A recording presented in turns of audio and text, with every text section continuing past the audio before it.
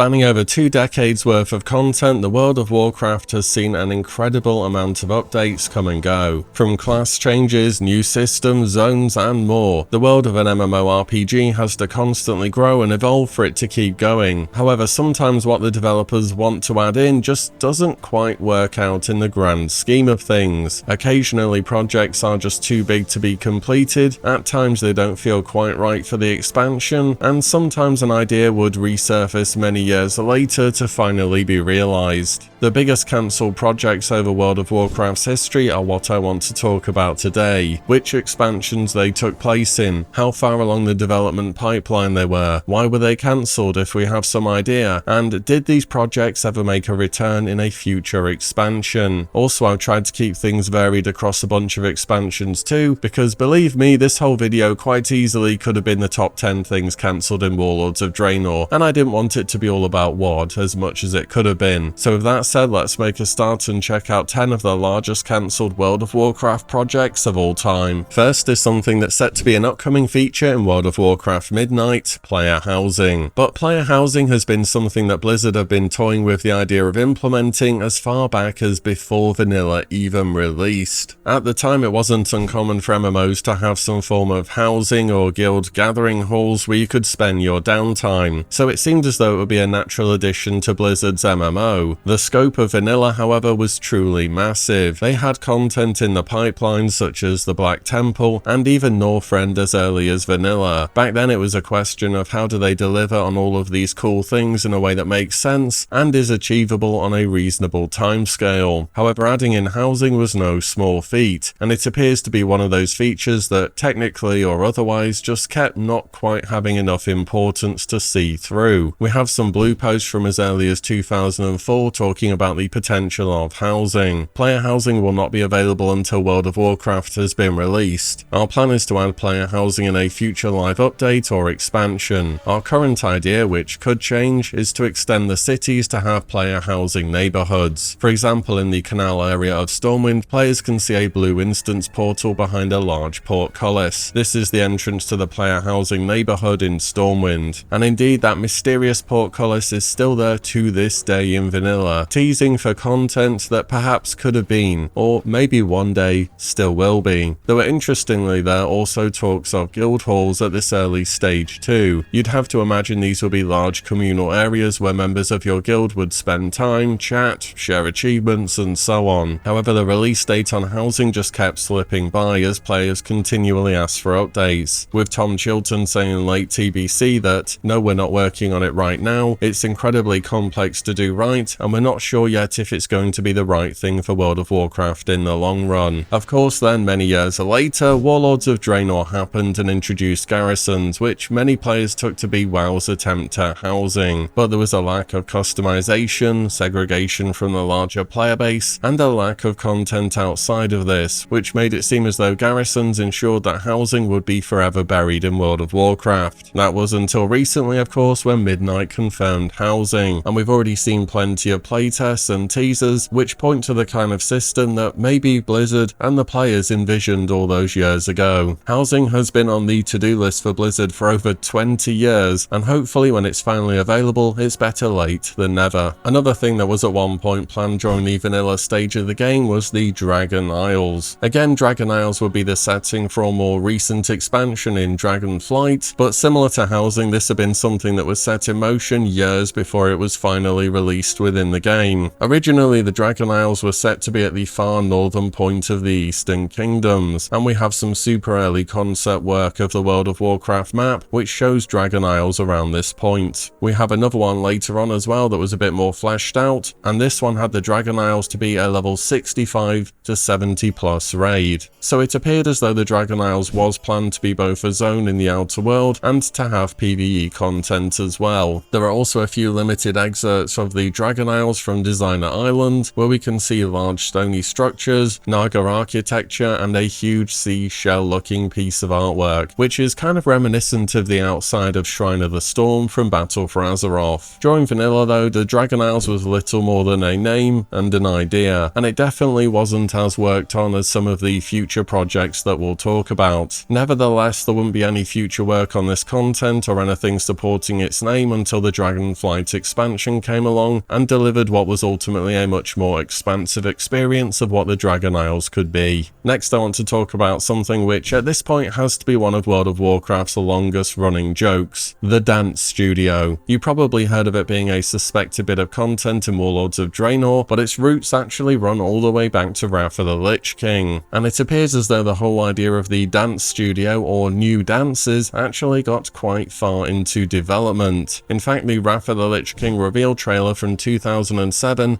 has new dances as a feature. And we also have a blue post from late on in TBC where Bornak says, "We are also providing players the opportunity to learn new or different dances with the Dance Studio." However, creating custom dances and animating them for every race so they felt natural within the game turned out to be much more work than Blizzard anticipated, and as such it was constantly pushed down the priority list as major content patches with new raids and features ate up all of the development time. The last we really heard was in BlizzCon of 2015, where Tom Chilton stated that Blizzard would still like to add the Dance Studio someday, but it was a matter of finding the animation time for it. The Dance Studio has since featured in a ton of different April Fool's patch notes, and during Warlords of Draenor, the Dance Studio was at one point shown as being both a garrison building and having its own mission to unlock it. However, this was all just for a bit of fun and it didn't go anywhere. Next, you'll have a system that was planned for Cataclysm, but it was cancelled, and it was named Path of the Titans. Similar to Dance Studio, this feature also appears to have gotten quite far into development, as it appeared as a major expansion feature on a cinematic for Cataclysm. This system would have been related to the also new archaeology secondary profession, as well as the cultish or old gods theme of Cataclysm. Players would dedicate themselves to one titan, which were between Agramar, Aman'Thul, Eonar, Khaz'goroth, Golganath or Norgannon. After having done that through completing various in-game activities such as dailies, raiding, PvP and so on, they would progress their chosen titan and eventually unlock ancient glyphs, which could be equipped and upgraded to gain various bonuses. It seems as though each titan had choices to be made for defense, utility or damage as well. These ancient glyphs would also rank up as the expansion progressed to increase their power over time. Though the foundation of the Path of the Titan sounds interesting with picking a titan, the actual gameplay was just passive and the rewards just weren't terribly interesting as they were stat increases. Ultimately, it was decided that this system wasn't different enough from glyphs, so instead Blizzard just added in prime glyphs for Cataclysm and called it a day and cancelled the Path of the Titans. You do wonder if there was any inspiration from this system for Covenants in Shadowlands, with the whole idea of locking into a specific choice and sticking with it. Though as we now know, forcing players down one path and having no flexibility is not something that's well received. Next up, I have the first edition from Warlords of Draenor. I got this far without mentioning something from that expansion. That's pretty good going, but I picked out what are a few of the larger pieces of cancelled content that expansion saw. First, for Warlords of Draenor, I want to talk about Farallon. This zone should have represented Netherstorm in its pre-Outland state. In fact, if you played TBC recently, you may remember there are giants up in Netherstorm called Farallon Breakers, so the name of this zone had been a thing all the way back since original TBC. In the early stages of Warlords of Draenor, Farallon was planned to be a zone that the expansion would provide, and there is early work of the map of Draenor showing as much. However, as for exactly how Farallon would fit into the expansion was the problem. Ian Hazacostas claimed that it was originally intended to be a separate zone where boosted players would start before launch, before later much of its development was rolled into Tanaan Jungle, which was already shaping up to be a much more fleshed out experience. Later during the PTR for 6.2, Khadgar offered a quest to go to Farallon, where he said, "Have you ever heard of Farallon? Archmage Vargoth won't stop talking about it. Beautiful fields and forests dotted with natural crystalline formations that make it the magical nexus of Draenor. It's nearly impossible to get to. The magical storms in the seas around it are frequent and unpredictable. For your ring, I'm assuming this would have been the legendary ring, we'll need a magical artifact from Farallon. You'll need an absolutely top-notch Watch crew to sail safely to the region and get back alive, so choose carefully and get me that artifact. This appeared to have you send out a naval mission from the shipyard, which was new to 6.2, over to Farallon in order to retrieve an item, which I assume would allow the player to then themselves visit the zone. However, this quest didn't make it into the game, and as time went on, Farallon just no longer made sense to invest time into and to finish. Ultimately, it just missed the window where it could have been relevant content. Next, we are sticking in Warlords of Draenor for another large cancelled project, the Shatraf Raid. Similar to Farallon, this was a piece of content that at one point was planned for Warlords of Draenor, and again it appeared on early versions of the map that was shown at BlizzCon 2013. There was actually a Battle for Shatraf quest that took place in Talador, where you could play through a series of quests that would progress the story of the expansion. This could have been a replacement for this being instance content instead. It appears as though the Shatraf Raid should have been an early tier within Warlords of Draenor, as during the Battle for Shatraf quest series, the Iron Horde forces are being led by Blackhand, who is defeated, however he manages to escape. Of course, we beat him once and for all in the Blackrock Foundry Raid, which was the expansion's second tier, so because of this, the Shatraf Raid had to have come before it to fit within the narrative. Unless they just completely changed this questline because they decided not to do the Shatraf Raid, that is. As for the potential of the raid itself, we don't really have too much information. You have to imagine it would have been laid out to some extent in a similar way to how it ended up being in TBC, or at least to have referenced events which could have led to that layout. So it may have had an upper and lower city, as well as the large central area in the middle. Ultimately though, Blizzard just didn't have the time to fully see this idea through, and it remains one of the many scrapped pieces of content from WoD. The final major piece of scrap content from Warlords of Draenor I want to talk about is the cancellation of Karabor Temple, which is what later became the Black Temple in TBC and beyond. This was supposed to be the Alliance capital for the expansion, and to add insult to injury here, we ended up with what felt like a small camp in Stormshield at the side of Ashran instead. The Horde didn't fare much better, by the way. They were supposed to have Bladespire Citadel over in Frostfire Ridge, but the Temple of Karabor simply has so much more history to it. Many players had already experienced the Black Temple, either back in original TBC or on transmog runs in the future, but to get to see it during its prime during Draenor was just a huge opportunity to have missed. On top of that, there was actually already a lot of work that had gone into sculpting out the interior of Karabor. It should have been a majestic Draenei city with crystal spires, huge water features, and tons of open spaces to explore, and it would have been overlooking the entire zone of Shadowmoon Valley. In fact, I even found that there was a defense of Karabor scenario in early versions of Warlords of Draenor 2. This seems to have been part of a quest series that did make it into the game though. You'd have thought this quest would be a build up to unlocking Karabor for the player, but ultimately we were never able to access this promised capital city,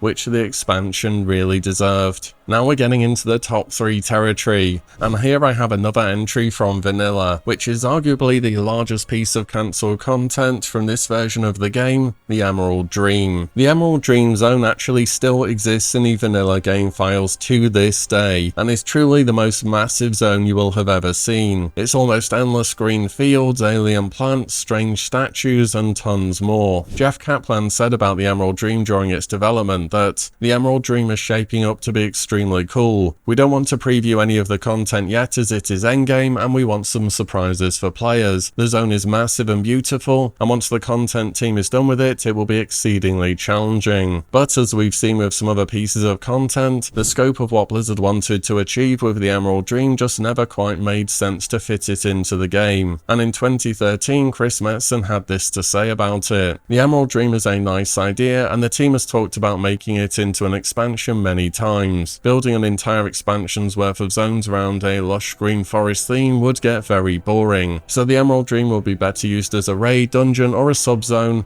not an entire expansion. And we now know that it was indeed finally used as an open world zone and a raid in the Dragonflight expansion, which I think did it justice as for how it would be used in a modern WoW setting. Nevertheless, there is the start of potentially a massive zone right there still in the vanilla game files, and whilst I agree it's probably better as a zone than an expansion, perhaps it's something we will see more of in vanilla one day. At the number 2 spot we have another cancelled feature of Cataclysm, the Abyssal Maw raid or dungeon. I say raid or dungeon because honestly honestly, when I was first looking into this, it was a bit unclear what exactly the Abyssal Maw was supposed to be. Players refer to it as a raid because it makes sense within the whole scope of the elemental planes theme that Cataclysm had going on. We had Throne of the Four Winds for air, Firelands for fire. For earth, I mean Nefarian's the son of Deathwing, who is the Earth Warder. That's a bit of a stretch, but okay, I'm just gonna pick that for earth. And the Abyssal Maw would have been for water. On top of that, the Throne of the Tides dungeon is right there too as the water-themed dungeon, so we've already got that done and ticked off. In fact, the entrance for the Abyssal Maw is still literally right there in the game next to the Throne of the Tides as well. And if we step back a bit and check out the BlizzCon 2010 Dungeons and Raids panel, they have it advertised as a 4-boss dungeon at this early stage, and they even make it clear it's nothing like the Oculus because they must have known that type of content where you're moving along a vertical axis wasn't that great. But then after Cataclysm had finished, Ghostcrawler talked a bit more in detail about this cancelled content. He says, "I feel like I should talk about the Abyssal Maw again. It was 3 bosses inside Nespira with no unique art. So Nespira was one of those massive ancient beings that you see in Vashj'ir that kind of look like giant shellfish and you swim inside them for certain quests. The reason it was originally appealing to us is because we had so many Vashj'ir assets that we could use, but by the time it was time to do the work, we felt like we, and many players, had Vashj'ir fatigue. Don't get me wrong, I love Vashj'ir, and it delivered on the promise of an underwater zone, but we feel like most players were ready to be done with it by the time they had quested through that. Firelands received a lot of new arts from bosses to environments, and we just didn't feel like the Abyssal Maw was going to compete. Who knows though, we haven't totally given up on the idea of cool underwater experiences, so there's potential we'd visit it again someday. So what I can tell from this is that the Abyssal Maw was going to be a raid that would release alongside the Firelands raid in 4.1, kind of similar to how 4.0 had 3 raids total. This would explain why the Firelands was a relatively short raid boss-wise. Your raid for the week should have been Firelands and the Abyssal Maw, not just Firelands. But ultimately Blizzard weren't overly convinced about the whole underwater thing, and they decided to just put their time and efforts into the Firelands instead, leaving this cancelled raid as a bit of a mystery. But Ghostcrawler interestingly also references the thing I want to talk about for the #1 spot too during this interview, where he says, "For my money, the zone that I'm personally saddest about cancelling is not the Abyssal Maw, it was the Azure-Nerub quest zone in Wrath of the Lich King." So basically what Azj-Kahet is in The War Within should have already existed as a zone as early as Wrath of the Lich King. The Nerubian Empire is said to be massive, spanning endless underground caverns and tunnels, and that is what this cancelled zone should have been. We do have a really nice gallery of artwork planned for this zone, and I can see that many of the pieces found here found their way into the game during Wrath's duration. You can definitely see inspiration for how buildings are held up via webs or suspended in the sky in Azj-Kahet today from this artwork, so it seems as though it was still used as a reference point all these years later, which is really cool if that's the case. There had also been a good amount of work planned on this open area of what would have been World of Warcraft's first subterranean zone, including many buildings and huge caverns. In fact, Zelnef, aka Alexander Brazzi, even mentioned during a Reddit post the following: "I'm really sad that Azure-Nerub got downgraded into an instance, but the plans for it, including wall climbing mounts, were dramatically outside of the scope of what the team could create in Lich King." Zelnef ultimately concludes that it wasn't implemented simply because they didn't have time to deliver on the scope of the project before launch. As we know it though, Azure-Nerub ended up being changed into 2 dungeons, one with its own name, and the second one being Ahn'kahet, the Old Kingdom. I guess what Azure-Nerub could have been in Wrath of the Lich King finally now does exist in Azj-Kahet, but back then it would have been an amazing addition were they able to pull it off. And that's everything I've got for you, 10 of the largest pieces of cancelled content this game has ever seen. Of course there is way more than just this, so let me know if you want to see more on this topic and which bits of cancelled content you want to hear about most in the comments down below. And as always, thank you all so much for watching and listening in,